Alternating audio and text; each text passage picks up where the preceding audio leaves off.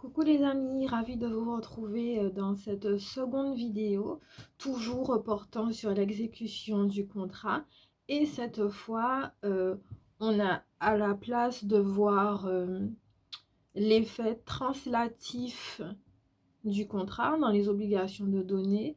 Cette fois-ci, on verra l'effet à l'égard des tiers, donc l'effet relatif du contrat. Donc la notion de translatif et celle de relative sont des notions qui, à les entendre, pourraient similairement se, se rencontrer, se confondre, mais au contraire, il ne faut pas les confondre. Ok, donc effectivement, vous avez cet effet relatif à l'égard du contrat, à l'égard des tiers.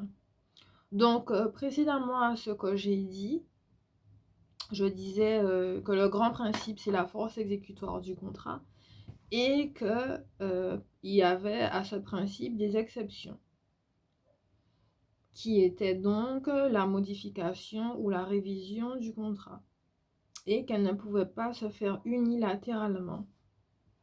Voilà. Cette fois-ci, l'effet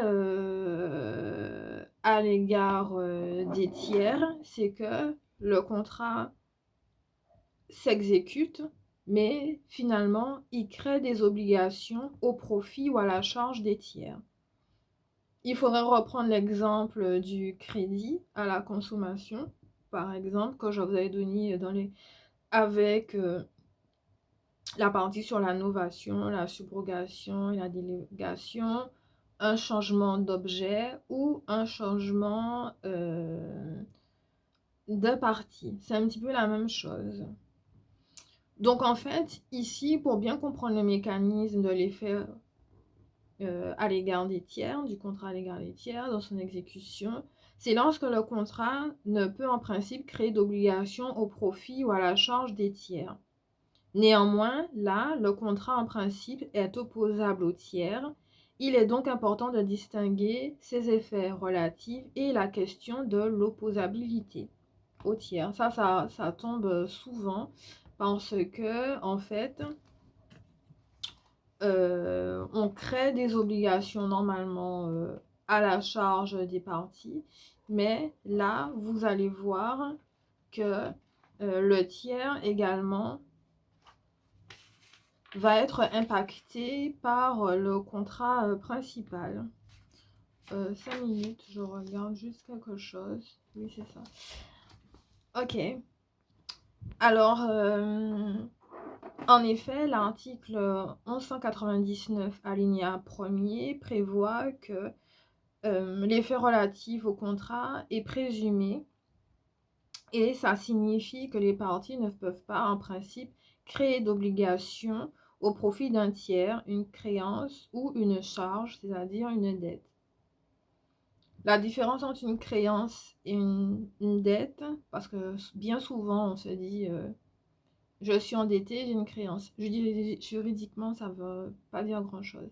En fait, une créance, c'est quand c'est une obligation de payer qui a vocation à s'exécuter. Ça veut dire que chaque mois, j'ai des échéances de 50 euros. Je suis créancière de cette obligation de payer, donc chaque mois, je vais verser les 50 euros. À l'inverse, une dette, c'est quand je suis toujours tenue de l'obligation de payer les 50 euros, mais je n'y parviens pas. J'ai raté 2 ou 3 échéances, alors les 50 euros deviennent une dette. Une créance, c'est je peux payer la somme d'argent. Une dette, c'est je dois payer la somme d'argent. Et c'est là où la grande différence, notamment qu'on verra si je le fais, les vidéos sur le titre exécutoire, les créances échues et à échoir. C'est ça un petit peu, en droit des affaires en tout cas, ou contractuel, les particularités. En d'autres termes, la créance, donc l'obligation à la dette, et l'obligation à la dette qui tient les deux parties entre elles. Donc, si vous avez une dette contractée dans le cadre d'un crédit, par exemple un contrat de prêt, il y a toutes les et les obligations accessoires qui viennent se greffer au contrat principal. Donc là, c'est la première des choses. En tout état de cause, il vaut mieux se référer à l'article 1199 alinéa 1er du Code civil à ce sujet. Ensuite, il faut savoir que cette règle est exprimée différemment, mais de manière assez répétitive par l'article 1203 du Code civil qui prévoit que on ne peut s'engager que pour soi et que pour soi-même. On ne peut s'engager en son propre nom que pour soi-même. En d'autres termes, si j'en m'engage à moi à être débitrice d'une obligation, je ne vais pas employer quelqu'un d'autre à être débiteur de ma propre obligation à ma place. En principe, c'est ça, ok? Et on le verra plus tard, dans la promesse de portefort et dans la stipulation pour autrui, le principe de 1103 connaît donc des limites. Ça, c'est la première des choses. Il y a l'adage aussi que beaucoup de professeurs à l'amphi aiment employer à dire que nul ne peut se prévaloir de sa propre turpitude.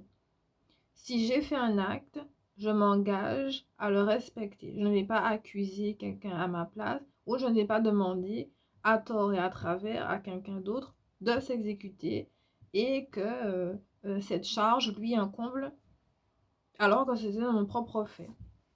Donc ça, c'est aussi une particularité lorsqu'on étudie les faits relatifs et pas les faits translatifs au contrat. Poursuivons en disant que les tiers, effectivement, ne peuvent ni demander l'exécution du contrat, ni se voir contraints de l'exécuter. 1199, alinéa 2. Qu'est-ce que ça veut dire?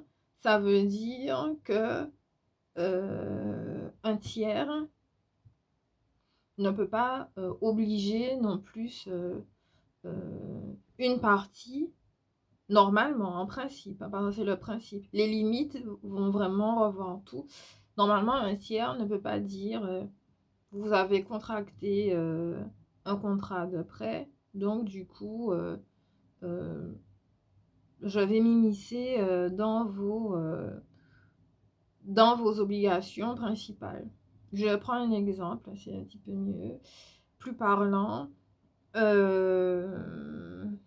Par exemple, pour reprendre l'exemple de la voiture, j'achète une voiture, Paul et Martin ont contracté un contrat de vente,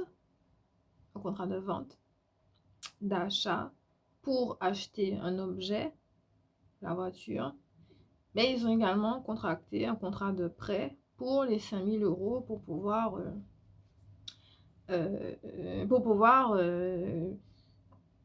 obtenir le bien en question, le financier en question. Ici, on a les deux clients, Paul et Martin. Mais en aucun cas, quelqu'un qui n'aurait aucun intérêt à voir cette vente pourrait empêcher Paul et Martin de contracter. Par exemple, Amélie et Jocelyne, je vais prendre un exemple au hasard. Amélie et Jocelyne sont aussi clientes du concessionnaire automobile et se disent ah ben non, on va empêcher Paul et Martin de conclure parce qu'on trouve que leur voiture c'est une plus grosse cylindrée que la nôtre, les sièges sont plus confortables, etc. On aurait mis voilà, vous voyez bien l'histoire, c'est un exemple parmi tant d'autres. C'est des personnes qui certes font partie du portefeuille client, mais qui n'ont aucun intérêt finalement à interagir. Bref, parce que justement l'accord des volontés tient uniquement aux deux parties. Ce principe, c'est vrai, il a des limites et des exceptions, mais il faut d'abord comprendre que ces limites et ces exceptions se font lorsque, par exemple, vous avez un débiteur qui demanderait à un tiers de s'obliger à sa place. Vous avez le cas notamment de la représentation parfaite avec un mandat au contrat. Vous avez également une partie en droit des sociétés. Lorsqu'une personne morale disparaît à la suite d'une fusion ou d'une absorption, alors la nouvelle personne morale qui émerge de l'opération devient partie au contrat. En gros, j'avais la société A, mais la société A a une liquidation judiciaire avec transmission unilatérale du patrimoine, donc son passif a été transféré à une autre société B qui va transformer son passif en actif. Elle va racheter la société. OK? Donc là, c'est un des effets translatifs à une obligation. La société A a disparu parce qu'elle est endettée. Donc, la société B va la racheter, son insolvabilité, pour la remettre à flot. Ici, l'obligation, c'est une obligation à la dette. Mais ici, en fait, comment dire, l'objet principal de la société, son activité, la vocation première de la société, finalement, elle va rester la même. On va juste transférer l'identité des parties, la représentation des parties. Voilà. Alors, en fait, techniquement, parce que je veux dire, en fait, techniquement, la société B était finalement un tiers au contrat principal. C'était juste un tiers au contrat de la formation de la société. Elle est devenue partie du fait de sa dissolution. OK? Bref, tout ça pour dire qu'effectivement, c'est un principe qui est toujours assorti des exceptions. Et l'article 1199, alinéa 2, prévoit le mécanisme de l'action oblique. L'action oblique et des actions directes, ce sont des exceptions qui sont prévues et qui permettent au créancier de demander l'exécution d'une créance appartenant à son débiteur et qui découlent en général d'un contrat conclu entre le débiteur et un tiers. Mais le créancier, lui, agissant seulement au bénéfice, le créancier n'agit pas au bénéfice directement du produit de l'action oblique, car celle-ci tombe dans le patrimoine de son débiteur et est titulaire de la créance exercée. Le contrat, normalement, qui devrait produire des charges uniquement pour le représentant, va produire des charges pour le représenté. Si on reprend l'exemple de A, B et C, A est le créancier, B c'est le débiteur et C c'est celui qui doit payer à la place du débiteur. Ou A c'est... je vais pas faire comme ça, mais bon, en général, je vais pas comme ça. Voilà, bref.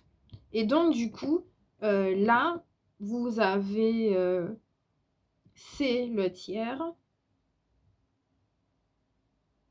le créancier A et B, le débiteur. Dans le mécanisme d'une action oblique, en fait, l'exécution que B, le débiteur, va faire, il va céder sa créance. Souvent, c'est ça, des cessions de créances, comme les fusions, acquisitions et les absorptions que je vous ai montré dans le cas de la dissolution du patrimoine, la dissolution de la société. Et là, vous avez le débiteur B qui demande à le C, le tiers, le cessionnaire, de payer l'actif à sa place, alors même que C n'était pas débiteur de l'obligation principale. Vous voyez, on monte un petit peu. Au début, on se dit, ah, les droits de contrat, c'est facile, etc. Jusqu'à ce qu'on arrive à ce genre de mécanisme Voilà. Donc là, en fait, finalement, le titulaire de la créance, ça va être C. Et c'est un effet relatif au contrat. Alors même qu'il n'était pas débiteur de l'obligation, il en devient parce que on lui cède la créance. Il va acheter la créance à sa place. Donc bref, dans tout cas, voilà. Néanmoins, vous avez l'action directe qui permet également à un créancier d'agir en paiement contre le débiteur de son débiteur, mais cette fois-ci, le produit de l'action tombe directement dans le patrimoine du créancier agissant. Là, dans l'action directe, ça serait que le créancier A demande directement à C de lui payer, au lieu que C paye B et que B paye A. Ok? Là, vous avez le contraire. Vous avez le cessionnaire, celui qui a acheté la créance, va reverser les sous directement au créancier. Parce que le vrai débiteur ne peut pas le faire. C'est l'action directe. Dans l'action oblique, la différence, c'est que le débiteur demande à un tiers, à quelqu'un d'autre, de payer à sa place. Et quand il va payer à sa place, il reverse l'argent directement au même débiteur et le débiteur le reverse au créancier. Parfois, le créancier agit directement dans le patrimoine du tiers. Attention, il ne faut pas confondre le tiers en se disant dans sa tête, le tiers c'est un garant. Faut pas voir le tiers comme étant un garant à proprement parler, parce que les garants, normalement, ils sont déjà partis au contrat principal. Vous voyez, donc c'est pas la même chose. Voilà, qui est garanti à la tête, les sûretés, le gage, le nantissement, etc. Ça, c'est un autre mécanisme. Voilà. En tout état de cause, finalement, on se retrouve avec plusieurs contrats. On a d'abord le contrat principal avec l'effet relatif au contrat, le tiers, et vous avez un contrat finalement avec le tiers qui agit sur le contrat principal parce qu'il en a un lien, une obligation qui était tirée du premier contrat. On se retrouve finalement avec deux chaînes de contrats. Vous avez des chaînes hétérogènes et vous avez des chaînes homogènes. Dans le programme de l'examen du barreau, vous avez un célèbre arrêt qui s'appelle BES, B-E-2-S-E, qui porte sur ce sujet et que je vous invite à lire.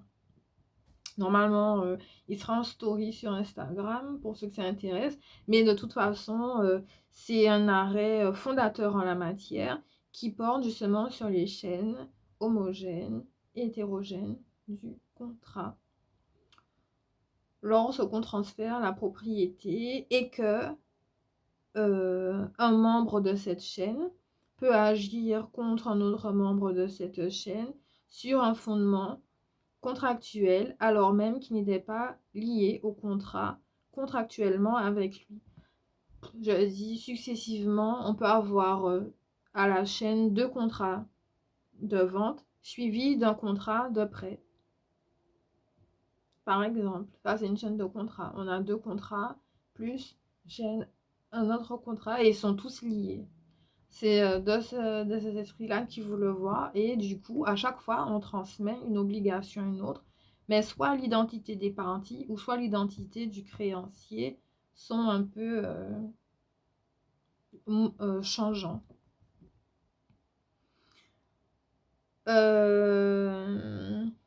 Il y a également une autre jurisprudence, Mir, Bootshop, 2006, portant sur le fait que le tiers puisse agir en fait pour l'inexécution du contrat, mais sur le fondement du régime de responsabilité délictuelle.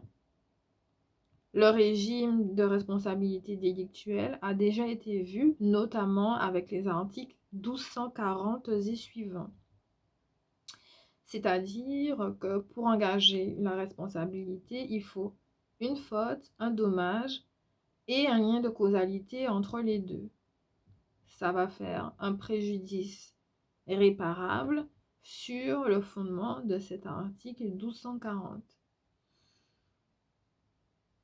En l'occurrence, la faute, ça serait l'obligation de payer la dette qui n'a pas été remplie.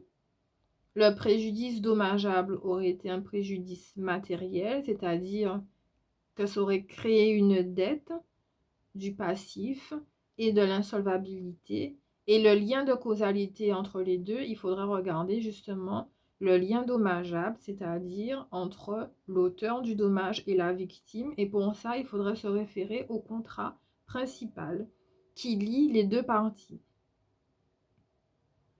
Et là, on vous dit qu'un tiers qui aurait une certaine, finalement,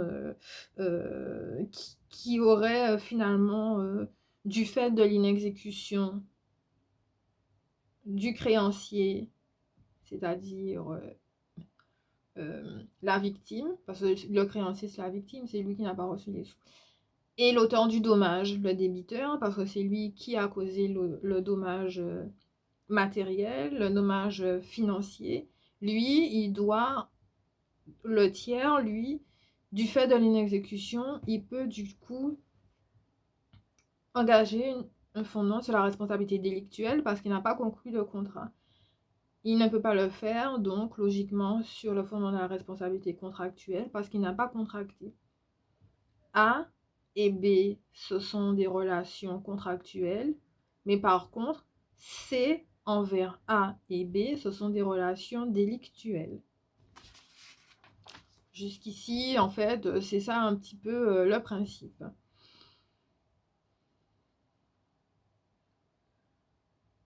Avant de passer, je regarde juste un truc vite fait. La partie sur... voilà, bref. Ensuite, vous avez la promesse de porte-fort et la promesse de porte-fort et la stipulation sur autrui. Et après, on fera l'opposabilité du contrat. Donc, la promesse de porte-fort, qu'est-ce que c'est? L'article 1204 n'énumère pas de façon exhaustive les types de promesses de fort, mais en tout cas, elle est distincte classiquement. Voilà, elle est distincte classiquement. Bref, par définition, il s'agit d'une ratification. C'est un contrat par lequel une personne, le promettant, s'engage envers une autre, le bénéficiaire, à ce que le tiers, c'est donc, s'engage envers lui.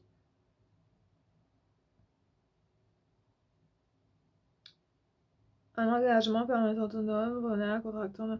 Je regardais juste la jurisprudence de la première chambre civile qui allait avec, et pas la chambre commerciale. Voilà, donc en fait c'est ça, une promesse de forme de ratification. Donc je reprends. Le porte-fort de ratification, tout d'abord, est un contrat par lequel le promettant s'engage envers une autre personne, le bénéficiaire, à ce que le tiers s'engage juridiquement envers lui. Autrement dit, le promettant s'engage envers le bénéficiaire à ce qu'un tiers conclue un contrat avec le bénéficiaire. Si le tiers accepte de ratifier l'engagement pris par le promettant, vous avez l'article 1204 alinéa 2 qui prévoit que le promettant sera libéré vis-à-vis du bénéficiaire. Parallèlement, si le tiers est engagé à l'égard du bénéficiaire de façon directe et de façon rétroactive, c'est-à-dire que à compter de la date à laquelle la promesse de porte-fort a été souscrite, l'article 1204 alinéa 3 le stipule. Enfin, si le tiers ne ratifie pas l'engagement pris par le promettant, alors le promettant engage automatiquement sa responsabilité contractuelle vis-à-vis du bénéficiaire, car la promesse de porte-fort recèle nécessairement une obligation de résultat. Et c'est un élément de qualification de la promesse de porte-fort. En revanche, le promettant ne peut en aucun cas en être condamné à exécuter le contrat promis que le tiers a refusé de conclure. Et il ne peut donc être condamné à payer des dommages et intérêts sur son fondement, donc sur le fondement de l'article 1204 alinéa 2. Ça, c'est la première des choses. Enfin, le tiers qui n'est pas lié juridiquement avec le bénéficiaire de la promesse et qui n'engage pas sa responsabilité car il n'est pas partie à la promesse de porte-fort n'est donc pas responsable de son inexécution comme le prévoit l'article 1199 du Code civil.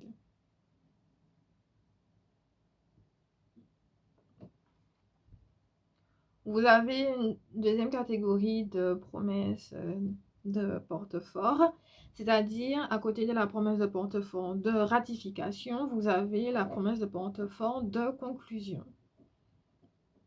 Certains auteurs, effectivement, distinguent le porte-fort de ratification de celui de conclusion, en se disant que celui de conclusion, donc, c'est lorsque le promettant s'engage envers le bénéficiaire à ce que un tiers concluse un contrat avec lui. Dans ce cas-là, le contrat n'est pas encore conclu à la date de la promesse. Alors, vous n'oubliez pas que la promesse, c'est « je te promets que je vais m'engager à ta place ». Et donc, un contrat, n'oubliez pas qu'il suppose aussi conditions certaines et licites. J'avais dit les conditions de licéité et du contrat et ses conditions avec certains. Donc, quand un contrat est certain, c'est qu'il doit avoir un terme et qu'on se place toujours au jour de la conclusion du contrat. Le juge, lui, se place au jour d'après la conclusion du contrat. Donc, c'est la grande différence. Il en va de même pour la promesse. Ces dates sont déterminantes parce qu'elles prouvent à quel moment l'échange de consentement a été donné.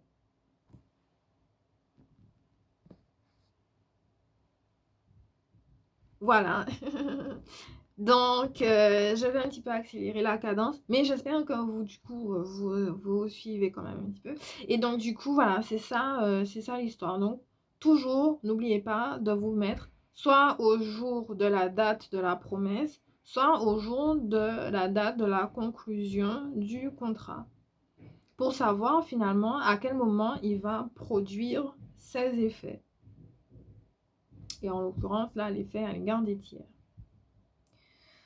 De la même manière, la promesse de porte-fort, donc de conclusion, c'est lorsque le promettant, celui qui promet d'exécuter l'obligation à sa place, donc C, et le stipulant, c'est B, a déjà conclu un contrat, un acte juridique, au nom du tiers, au nom de C, mais sans vraiment le pouvoir, et il s'engage auprès du bénéficiaire de la promesse à ce que le tiers ratifier c'est signer, je signe, l'acte qu'il accomplit sans les pouvoirs, donc sans le pouvoir que du coup le promettant lui aurait donné. Dans ce cas, la ratification produit un effet rétroactif. Rétroactif, ça veut dire que même si je me plaçais au jour où l'échange de consentement du promettant m'a dit « je promets au stipulant de donner mon accord pour conclure ce contrat », malgré ça, je vais me dire que comme mon obligation envers le promettant va intervenir après qu'il m'en ait donné sa promesse, donc il va me donner, donc c'est au moment de l'exécution du contrat, il faudra se placer à cette date-là. Et c'est pour ça qu'on dit qu'un effet rétroactif dans le temps. elle agit a posteriori dans le temps. Voilà. Et nonobstant des chaînes homogènes ou hétérogènes du contrat, vous avez aussi les obligations simultanées et réciproques qu'il faudrait revoir du coup dans le régime général des obligations pour mieux comprendre ce mécanisme. Voilà, donc je vais arrêter la vidéo 5 minutes parce qu'elle fait 30 minutes et on va passer à la stipulation pour autrui qui va normalement à côté de la promesse de porte-fort, de ratification de conclusion sur la partie relative donc aux effets du contrat à l'égard des tiers prévus principalement par l'article 1199 et suivant du Code civil.